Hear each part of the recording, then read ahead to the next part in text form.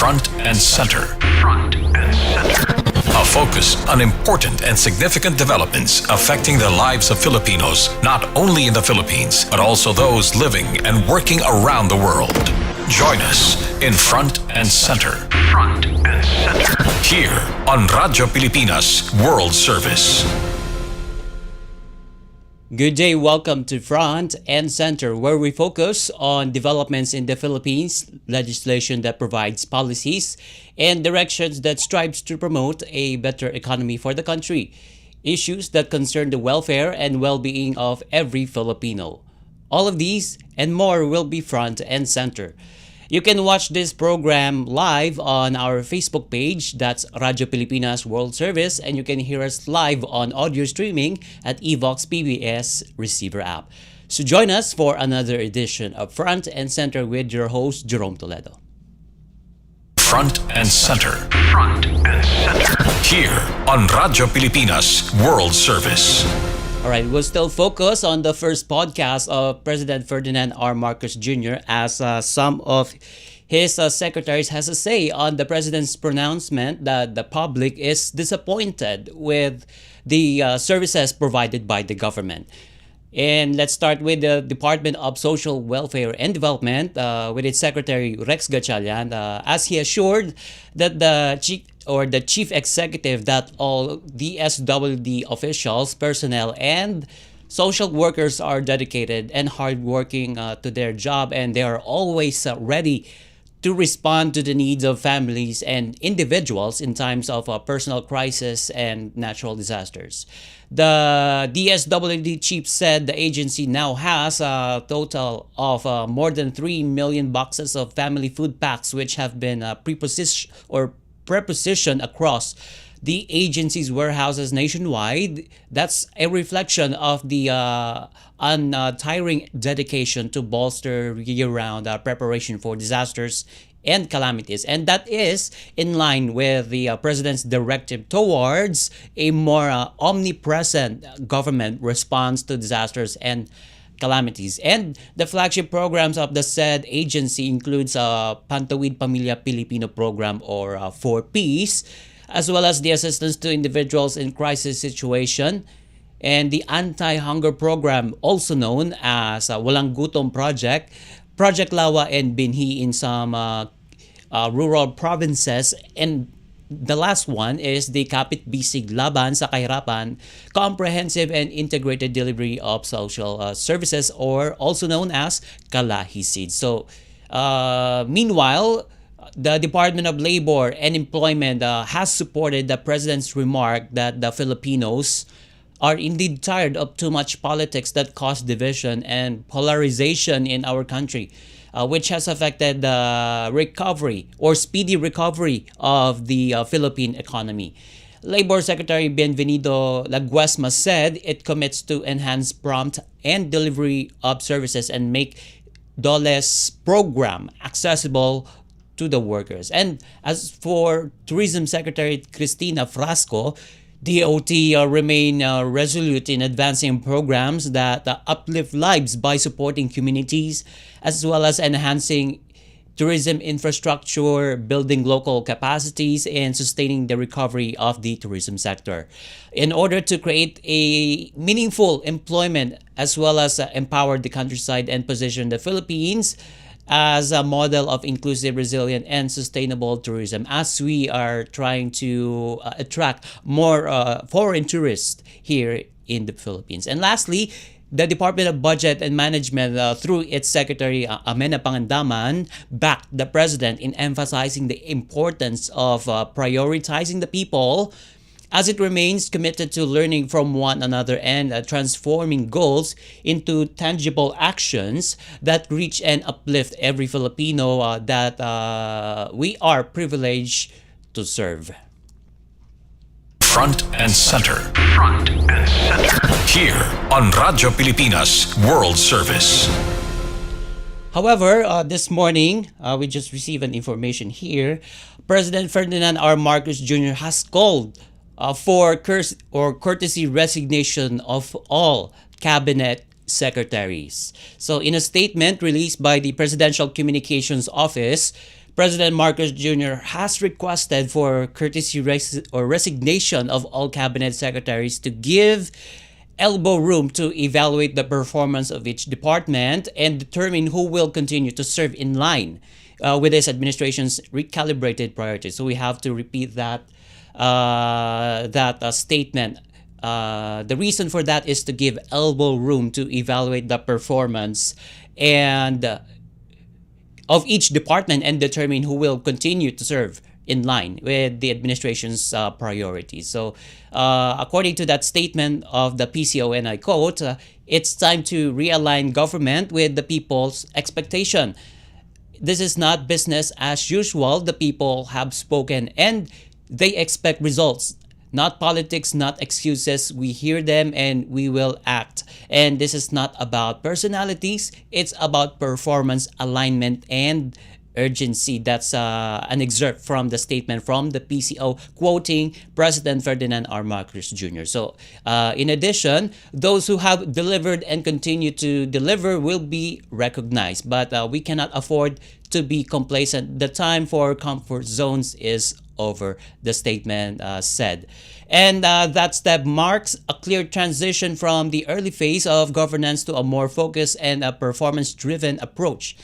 And the president has emphasized that while many have served with dedication and professionalism, the evolving needs of the country requires a renewed alignment, faster execution, and also a results first mindset. And despite the order, government services will remain uninterrupted during that transition.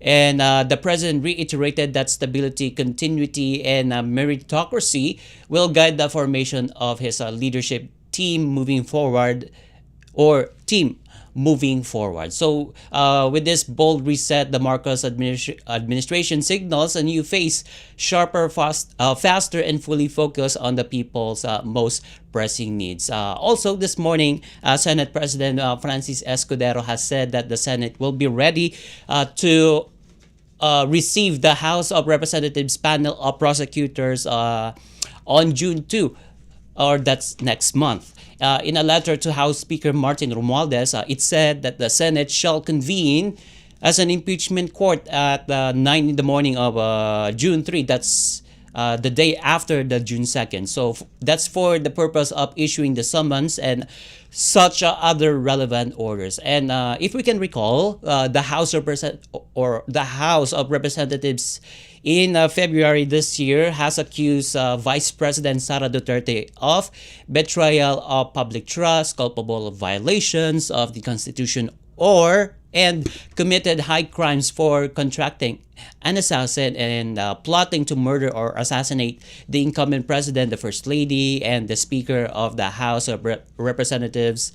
That's all of these are included in 7 articles of impeachment filed against the second in commander in chief. So, regarding that, and having said that, we have now the political analyst on the line to help us understand these developments and how this will affect Filipinos in the next few months and years as Marcos Jr. administration enters its second half of his 6-year term. So we have now on the line the political analyst from and also the director of Local Government Development Institute and professor of political science from University of Santo Tomas. So that's Professor Froilan Calilong. So Professor Calilong, thank you for joining us in the program. This is Jerome Toledo of Front and Center on Radyo Pilipinas World Yes, Service. thank you. Thank you so much, Jerome, and thank you so much for having me again. And pleasant morning to all our viewers. Okay, thank you. So, what's your analysis on this pronouncement from President Marcos Jr. As he orders a courtesy resignation of all cabinet secretaries? Earlier this week, he said that he will conduct a performance review of all cabinet secretaries, stemming from his statement on his podcast this week. So I think this is technically this is a cabinet revamp. So, what's your take on that? Well, I think it's there are different angles that we need to see, and that we need to really calibrate this move on the part of the president. There are several layers of implications and possible analysis that we could actually derive from this. One of which I believe is leadership consolidation. I think the call for courtesy resignations like this allows the president to reassess and potentially restructure his cabinet to ensure alignment with his administration's priorities. And I think this move will provide probably an opportunity to bring in new leaders who can drive the government's agenda more effectively. And I think this comes in the wake of the outcome of the 2025 elections, and also I think this could be partly attributed to the decreasing, or to the relatively I would say decreased trust and satisfaction rating that was given to the president in the weeks before the elections. But on the flip side, we also could see that this could be a move to heighten accountability and performance. Remember that whenever we request resignations, I think what is important here is the reason behind. One of which is how we could underscore the importance of accountability among his officials. So I believe that moves like this, which is, I think, which comes very surprising actually, given the fact that we are already in the midway of his administration. Um, it sends a message that performance is being closely monitored, and that changes will be made if necessary in order to meet the expectations of the Filipino people. So again, if we look at from the perspective of the president here, we're seeing a president that somehow listens and is responsive to the calls of the public, of the people. Also, this could be a political strategy, as this action, I think, could also serve to address any possible internal challenges within the administration in order to demonstrate responsiveness to public sentiment following the midterm elections. However, I'm also seeing here that there might be some concerns, particularly with the continuity of the programs and the policies that have been Yes. already laid down by the this respective cabinet officials, who may have not seen this, or who may not have foreseen this coming. All right. For instance, DOTR Secretary Vince Yes. Dison, who was just appointed last February, I think is Right. doing a fairly good job in Yes. the Right. transportation department. And I think he has some very good and well-meaning long-term plans already in set for the department. But he himself is not spared from this mass Yeah. Massive courtesy call. Yes. resignation. So that leaves some kind of a challenge as well for the president, if he will be able to retain people like this, or is he going to replace it with an entirely new lineup for his cabinet? And yeah, that what is worries me more is the policies that the incumbent secretaries has placed already in when he serve, or yeah, when he serves the department. Yeah, you mentioned that the OTR secretary Vince Dison, as well as DMW, or Migrant Worker Secretary Hans Leikokdaka. He has Yes, implemented that's right. policies that directly benefits the our overseas Filipino workers. So how Mhm. is this going to affect them? Affect? Yes, yeah, like what I was saying, this may have a kind of a setback insofar as public service delivery is concerned, because here we are not talking of, sacking just one particular cabinet official, but here we're talking about mass resignation, which is Mm-hmm. of course something that is in the within the purview of the prerogative of the president, Mm-hmm. definitely, because cabinet officials actually serve in the pleasure of the Mm-hmm. president. Yeah. But the thing is, it's quite different.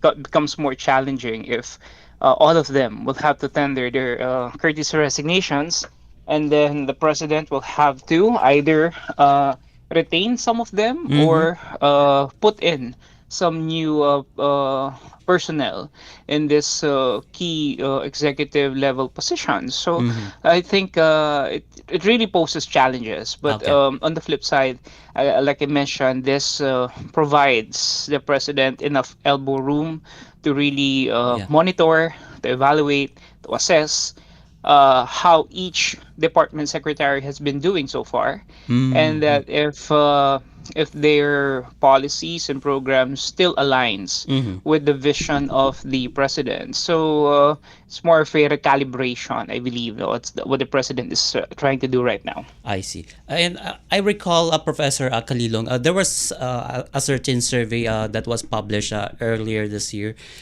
ranking trust among the departments, and I think the tops of them all is the concerns on health. I think, and also the bet or concerns of our overseas Filipino workers, which falls under the health department and migrant workers. So, having said that, uh, if President Marcos Jr. will consider that trust rating that was published earlier this year, do you think he will consider keeping those secretaries involved in that, Well, or the well, department itself? I believe in the wisdom of the president. That's one, Mm-hmm. and I also would like to think that there are ample accountability mechanisms in place, and Mm-hmm. that there are enough performance evaluation metrics that can be utilized insofar as this department heads are concerned. Mm-hmm. And I hope that this performance indicators will be the basis, okay, Mm-hmm. for them to either be replaced or for them to be retained.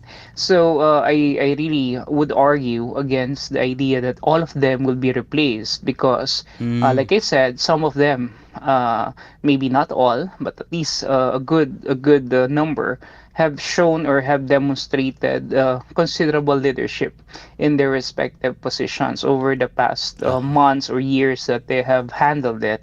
And I Mm-hmm. think putting in a new leader in each Mm-hmm. of these departments will really hamper the continuity and the provision of services to the public. So at this point in time, I hope the president will try to see the the possibility of Mm-hmm. retaining some of them, and in the process of maybe some other department heads may have to go. I hope that he already has in mind several personalities or several people that he think Mm-hmm. or that he thinks is very much fit and capable Uh-huh. of running this very important government institutions, Uh-huh. particularly these departments in the executive department. So I hope that this will come the soonest possible time, Okay. so as not to really paralyze the operations, or so as not Mm. to cause unnecessary delay in the provision of public services Oh, for the people. I see. Okay. One last question on this particular topic, Professor Kalilong. Okay. And I would like to reiterate this. Do you think this move will do good or will do harm, especially on delivering services of the government? Well, it depends. It depends on Uh, on what will be the outcome. Okay, but like I said, what the president is trying to show or demonstrate here is the idea that mm-hmm. somehow he underscores or he listens to the to the concerns of the people, of the public, Mm-hmm. and that he if the people believes that there should be some changes, then I Mm-hmm. think it shows some kind of responsiveness on the Mm-hmm. part of the president. But then again, it should not stop there. What I mean is that there should be immediate, deliberate action on the part of the president to really replace them with good, better, Mm-hmm. competent men Yep. who already has, let's say, a good plan of action if Mm. in case they will be given those key government positions.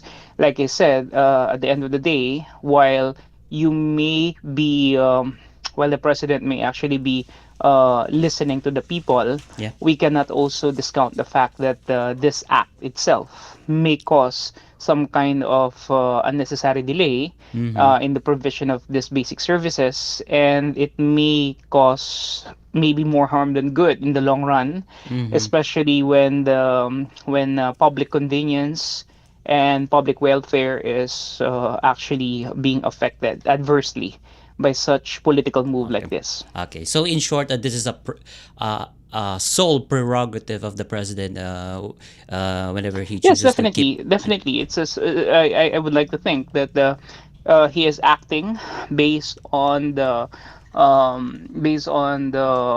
number one, public sentiment. Mm-hmm. Number two, what the surveys have demonstrated so far. Mm-hmm. Number three, the outcome of the 2025 elections. Number four, his own assessment, his own analysis, and his own take on how this government heads have been performing so far. Okay. All right. Okay. So well said. So I'll move to another topic here, Professor Kalilong, particularly this impeachment trial, or I'm sorry, looming impeachment trial against Vice President Sara Duterte. So this Mhm. morning, Senate, through its Senate President Francis Cheese Escudero, has notified already the House of Representatives that they are ready to receive the prosecution or the prosecution panel in the preparation for impeachment trial of the vice president. Moving forward, how will this play out? So will this be a peaceful process, or would there be any I'm going to call it a violence? Well, um, to begin with, I think in order for us to be able to have a peaceful trial, I think we need to abide by the rules, by the technicalities, by the simple upholding of what is supposed to be done in the first place on a legal standpoint. Mm-hmm. And one of which I think, and this raises a great deal of concern, will be the Senate Rule number 44, impeachments rule, with regards to how the Senate will treat this impeachment complaint that was handed over to them by the 19th Congress, when in fact we have a new Congress that will be coming in Yeah. this year. Yes. So, because if that will be the case, the idea is that all of those pending considerations or motions or agenda that was handed over to them by the 19th Congress is supposed to be taken already as something that is no longer applicable to the Mm. incoming new Congress, or to the Okay. incoming 20th Congress and the new Senate that is supposed to be trying this impeachment. So, what I mean is that the technical considerations should be dealt with first, based, of course, on the rules Mm. of impeachment as it is being observed in the Senate. Yeah. Now, if the Senate will argue that they cannot finish this impeachment trial by June 30, because if they are set Mm. to begin this impeachment trial when they go Yes. on session on June 2, and they only will have until June 30 to render a decision, so as not to render this impeachment complaint as something that is already futile. Mm.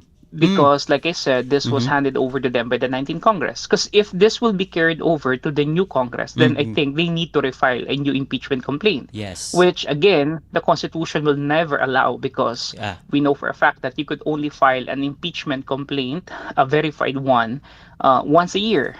And since they Right. have filed this last February, they Mm-hmm. cannot refile another one right now, just so that the new incoming 20th Congress will be able to try it. Mm-hmm. So Okay. again, there are some technical issues Issue. that Okay. needs to be settled here, and in order for us to be to say that the impeachment will go on a rather peaceful course, okay, because we cannot Mm-hmm. say that the impeachment will be peaceful or it will be violent if it is not within the bounds of the law, because after all, it is a legal process, a legal process by which we're trying to remove an impeachable officer, and so we need to be bound by laws here. Now, so Mm-hmm. that's what I'm saying. Now, as to what will be the outcome of the impeachment, I think the legal luminaries, particularly in the Congress and in the Senate, will really have to decide on this. But this is just my take on the matter. Oh, okay, okay, got it.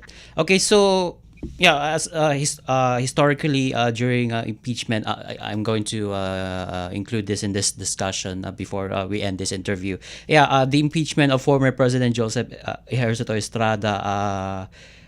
It turned chaotic as trial ended with him resign, according to some sources that I've just read, and people went to the streets and subsequently turned violent as his supporters stormed the palace Yeah, to restore the palace.